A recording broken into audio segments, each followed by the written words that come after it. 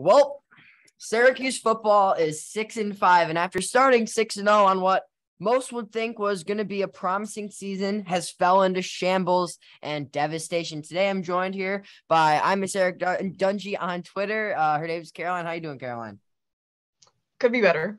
Could be better is right, and for a lot of reasons. One being how Syracuse football is about to have the biggest choke in college football history, and no one has ever started 6-0 and went 6-7. Only two coaches in the history of football have started the season 6-0 and ended 6-6. And boy, what a tough ask of Syracuse fans.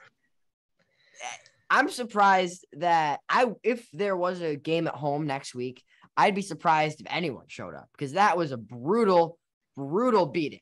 Brutal beating. Mm-hmm.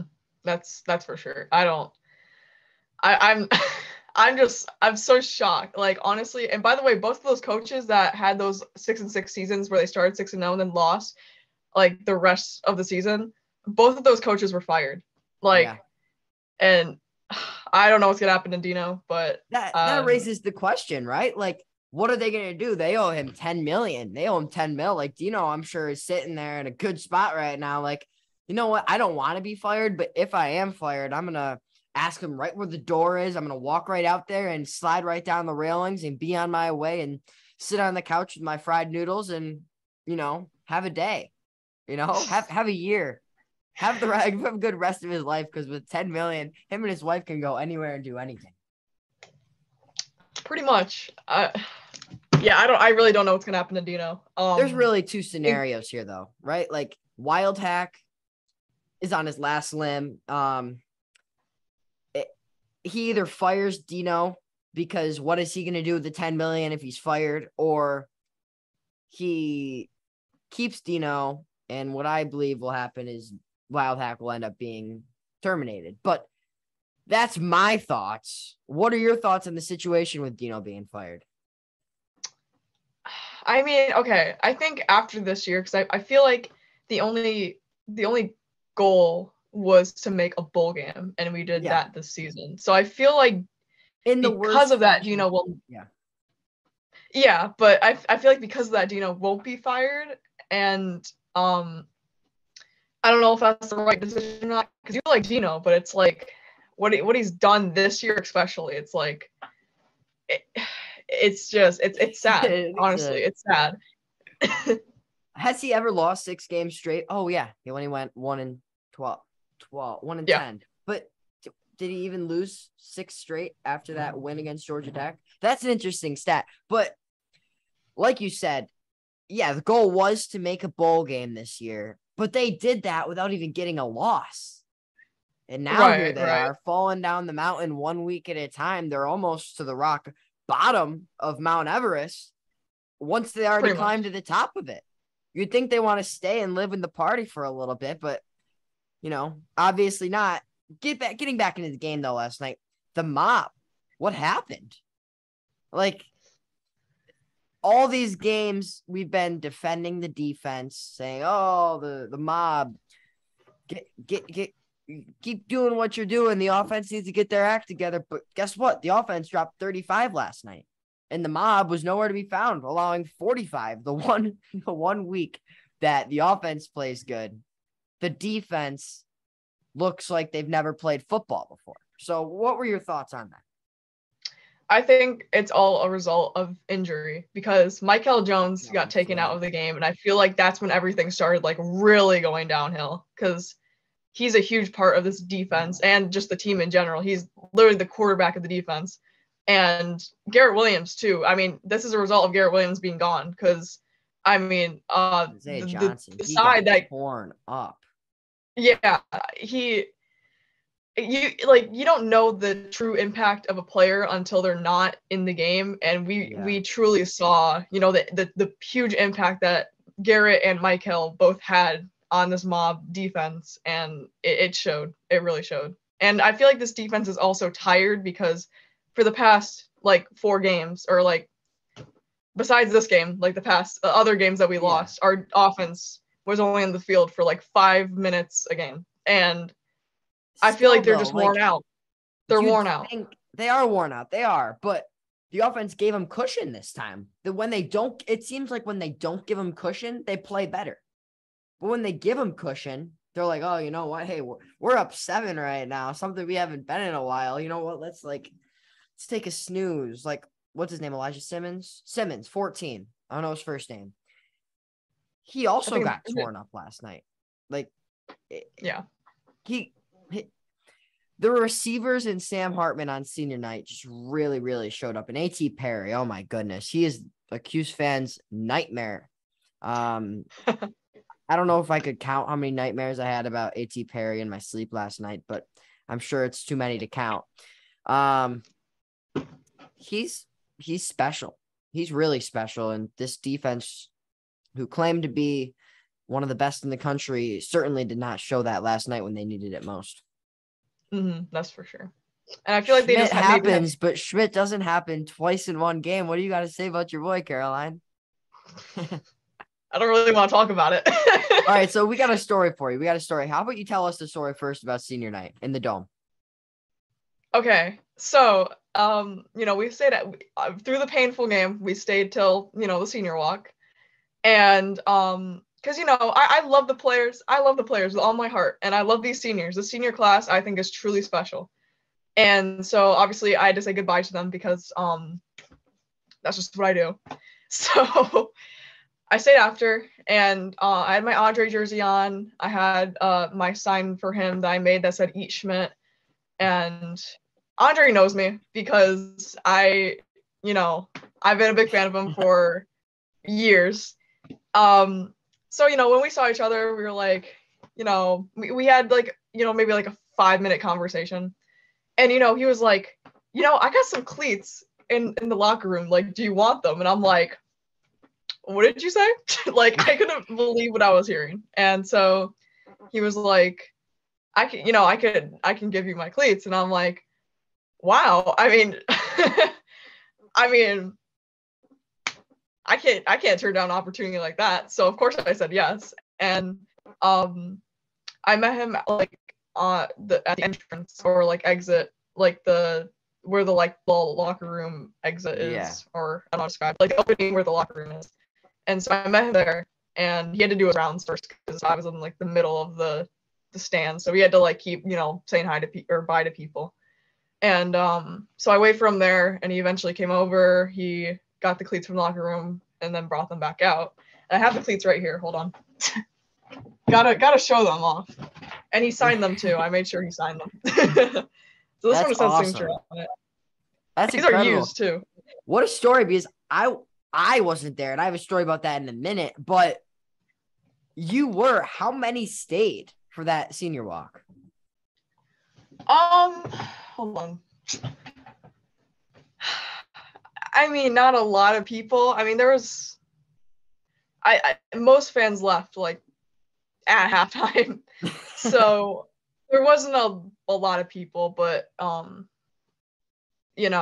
feel like all the diehards made sure to stay, which I can most respect. Of the diehards at least. But most of the diehards. That brings me to my story. The night of the senior night game, I go up to each and every Syracuse football game with my grandfather. And we've been going since we were 2. We have season tickets in the same spot. We've been to every single game. We haven't missed one ever. And we've never left early. We're the first ones there and the last ones to leave. We listen to the alma mater always, no matter what, no matter the time of the game, no matter the score. But my grandfather's had seats for 45 years, all the way back to Archibald Stadium. In section 118. So he has always stayed till the end. Syracuse was down 31-3 at halftime, right? And it's like a normal halftime. We go get food and everything, come back, and in the third quarter, Florida State drives down quickly and scores a touchdown.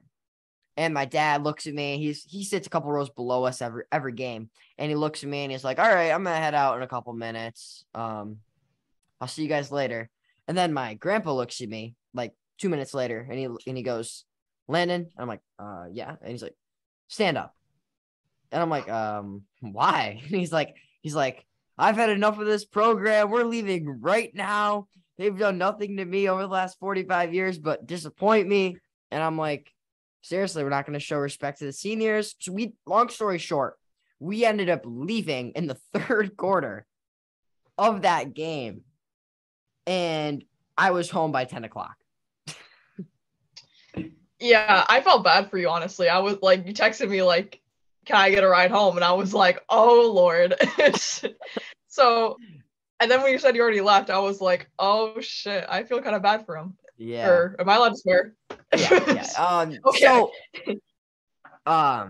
yeah, that was quite a night. And the seniors ended up, I wouldn't say disappointed, but not the way that they wanted it to go. Absolutely. It's just disappointing where this program has went. Dino Babers is in his 8th year or 7th year. One of the two. 7th, I'm pretty sure. And Coach Mack, the coach went undefeated with us. He went 4-8, 5-7, 4-8, 3-9, 5-7 for 7 years. And on his 8th year, you know what he did? He went undefeated. Coach Mack went undefeated. And I don't know if that's going to happen. History doesn't repeat itself, but it shows glimpses of the past in many different ways. And that's just something to keep in mind. Like, Dino, I like to back him up. You know that. But it's getting to a point now where it's not getting the job done. And the fan support is starting to go in shambles. He had an opportunity of a lifetime this year. He had an opportunity to turn this program around. Not just the team, but the fan base. There was 2 sold-out games in a row. And I would say 1.5 sold-out games in a row. Because the second half of that Notre Dame game, all the Syracuse fans left. And all you heard were 10,000 screaming Notre Dame fans at the end like it was an away game. So, yep. So it's really, really sad knowing, as I'm looking up at my Schrader poster, that Syracuse was 6-0. I was storming the field. I went over and had a conversation with Damian Alford, and some random guy came up to us, and he's like, "So, Damian, you're 6-0, right?" And they're like, "Yeah." And he's like, "Do something special. I haven't been to a game in 20 plus years. I'm here tonight, and I'm here ride or die with you for the rest." And ever since that moment, they're 0-5. Yikes. Yeah. Now, yeah. What were you saying about Dino's November record? Okay. I got these stats from Lockdown Syracuse on Twitter. I just want to say that. So Babers in November, overall, he's 5-20 so far. 5-20. He has only won 5 games in his entire career in the month of November for as long as he's been coached. That's 25%, right? I don't know. I'm not a math person either. That's 25. That's 25% right there.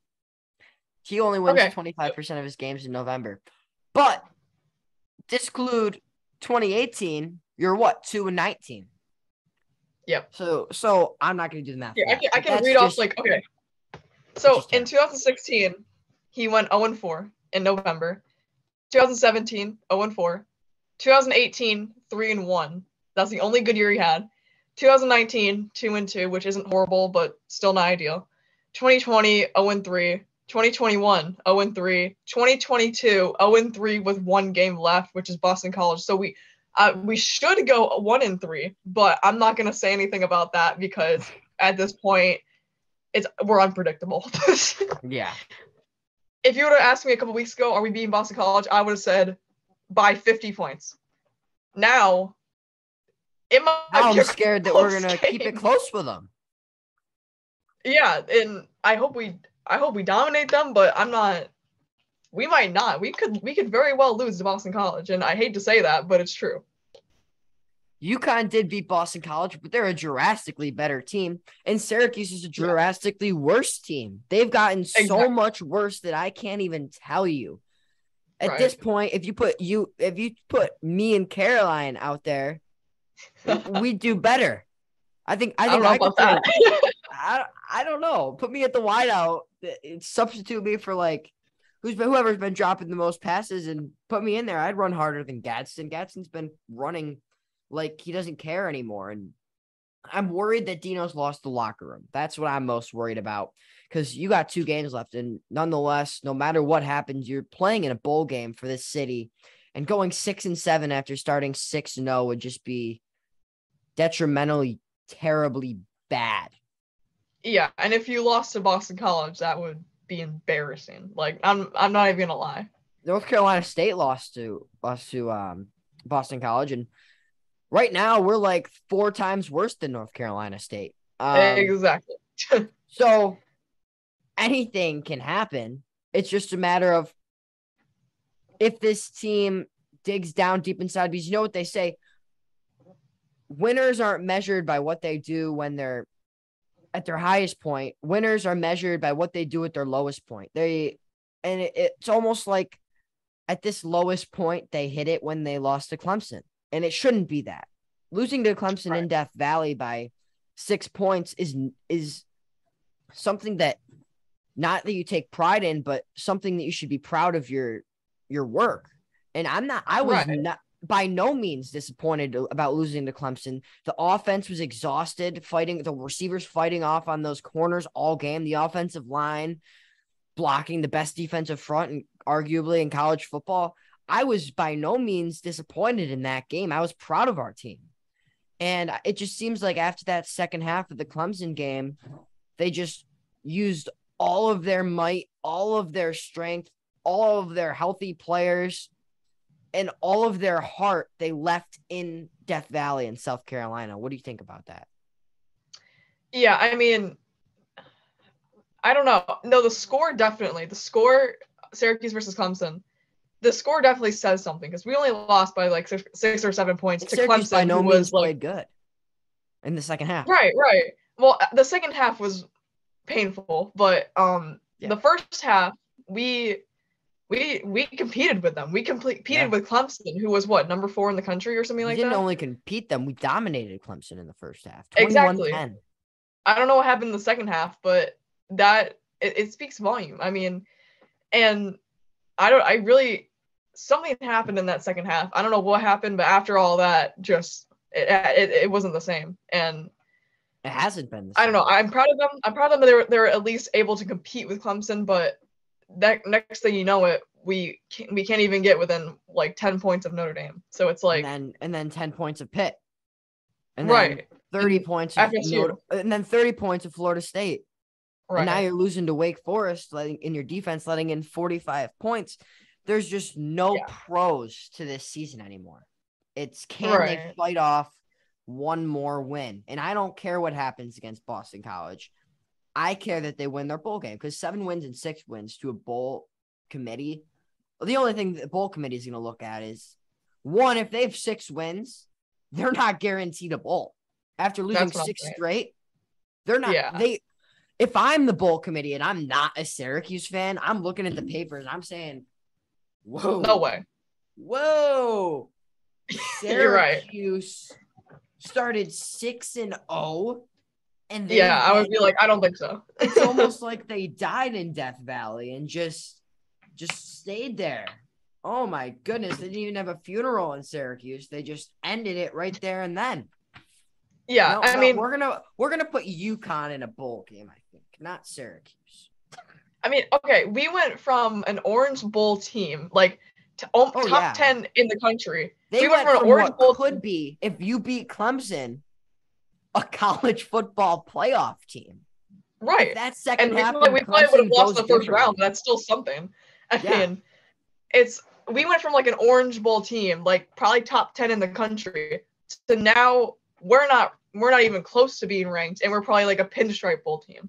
Like, oh my gosh, the Pinstripe Bowl's out of sight, Caroline. That won't happen. Something like that. You need lowest 7, and 8 wins is usually the magic number for that bowl. I can probably see like a Wake Forest in the Pinstripe Bowl. A Wake Forest, they're gonna have 8 wins after next week. They'll make the Pinstripe Bowl. But Syracuse, you'll see in like the Tax Slayer Bowl or the Hawaiian Bowl. You'll see something that's like on some no-name channel that you just heard of 2 days before the game. Syracuse might not even football. Be on TV. Oh, my goodness. There's always basketball season, and basketball lost to Colgate last week. So us Syracuse fans are having a little bit of trouble right now. Although they picked us up last night with a big win over Northeastern. Nonetheless, you have Boston College next week. Which you should win. Which you should win. No. Actually, you know what? Hold on. Let's talk about the game real quick. I'm gonna look up the line for the game on Saturday. Okay. We should win against Boston College. By the way, I might be going to the Boston College game. Just gotta point that out. All right. So the Boston College game. Boston College is probably. They're definitely one of the worst teams in the ACC, and it's a team that we should beat after playing Wake Forest that hard. I feel like we should beat them. I think we're the better team. We're the better team than Boston College. But at this point, it's like, I don't know if we're gonna beat Boston College. Like, honestly, like it's really up in the air right now because Boston College has beat some pretty okay. The game against Boston College is on a channel called CHSS. And there's no line on the game because no one wants to bet it. Wow. That's pretty funny. That is funny. And it really goes to show you how disappointing it is because everyone here thought this was going to be the game 5 weeks ago that Syracuse football is sent off to the Orange Bowl. Right. And now it's, can they get one more win after that NC State game? Can they? Yeah. Will they? The viewership on this game is going to be at an all-time low. No one cares about this game. I care. You care. But nobody cares about this game. Right. And they got to get back on a good foot. So what do the Orange need to do to take this victory? Oh, boy. All right. I think offense has to play like they did yesterday. Yeah. I think offense needs to, keep up the hot streak that they're on. I think that the defense has to wake up. I think the defense has to be like, okay, we don't have Garrett Williams. We don't have Michael Jones. And, we've been working our tails off for the past, a couple weeks, and we're tired and we're beaten up. But we need to keep pushing. Couple of years, Caroline. For some of these guys, this is the last game they're ever going to play. Or could be the last game they ever play. Emotions are going to be high. The emotions are going to be high on both sides because it's going to be the last home game for Boston College. And they have seniors who are going to go off too. So it's going to be high emotions on them and it's going to be high emotions on us too. So we also have a bowl game though. So maybe we probably have a bowl game. You never know. Probably. More than likely you have a bowl game to rely on. But get this.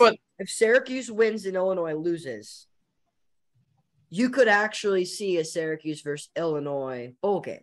Tommy DeVito and Garrett Schrader. I want that more than anything. I would love to see like a Tommy DeVito, Garrett Schrader, like head-to-head game. And that's something like I feel like that would be so epic. That's something the bowl committee will say, like, both of these teams at one point in the season were America's team. Right. Believe it or not, to whoever's watching this, Syracuse football was America's team a month and a half ago. Right. And Illinois was also America's team. What a comeback story it was. But, it happens. It happens. Mm-hmm. So, one last thing before we go. On my side, Syracuse needs to get it together, not only on the coaching side of the ball, but running the ball. They seem to have a good way of running the ball last night, including both running backs, and I thought it was fantastic. Sean Tucker is not the player we thought he was, but I don't know about that. He is really good. He is really good. He's just not the player that we thought. He's not the Heisman candidate we thought he was. So you got to include both running backs And by the way, those blockers last night, hats off to you. Clap for the O-line. That was a great game by the O-line. I keep Matthew Bergeron and all the other Bleich, all the starters at home. Maybe Vettorella too. He didn't play very good either. The only starter, by the way, to have 2 penalties. So, yeah, I think Vettorella. Can we talk about that trickery too? That was trick plays. That trick play with LeQuint QB2. That was a beautiful play. That was really nice. And I gotta tip my hat off to Robert and I for that play because I really liked it. I really liked it, and it worked. So that was there great. was just something about the O-line last night, Caroline. It was fantastic. I know. It was great. For the most part. A couple of sacks, a couple missed opportunities, but that happens with young players. This offensive line in the future is going to be fantastic. And I really hope so because Matthew Bergeron watching the game at home, Bleich watching the game at home, or whoever else was hurt watching the game at home should have been like, oh my gosh, these guys are doing better than me, and I've been playing for 10 weeks. What does that say about us? The offensive line next year, because we're losing like half of our offensive, starting offensive linemen because they're all leaving because they're seniors. So the offensive line was like a huge concern to me personally for next year, because like I said, we're losing like all of our offensive linemen. So it's like, what are we going to do like without all of our starters? But now this game really gave me like a lot of hope, because seeing these young guys step up and perform like this is incredible, and it really relieves me, honestly, because I thought the O-line was going to be our biggest problem next year, and I don't think it is now. Kicker might be our biggest problem next year, but we'll get there when we get there. Yeah. Because Andre, he's a great kicker, don't get me wrong, but he's not the Lou Groza he was. And he's better than last year. He's just fallen off the rails a little bit towards the end, but I'm sure with the heart and passion that he has for the game, he will end his last 2 games like he started his first 2 games and get back right on track. Well, that was another edition of Bleed Orange. Thanks for joining us, Caroline. You're welcome. Let's go Mob. Let's go offense. Let's go Garrett. Let's go Dino. One last ride in the regular season. Let's see if they can finally get one more win and save Dino Babers. Stop good. I'm scared. I'm scared too. We're 6 days away from game time when filming this. And it was a blast having you on. I have my Louisville preview from all the way back in September when I was so sure we were going to lose this video. So it's been this whole time. It's been a crazy story that no one would have ever imagined. But nonetheless, we're here 6-5 going into the last game. We're in a bowl game. Let's see if they can put some icing on the cake. All right. Thanks, please. Thanks for having me.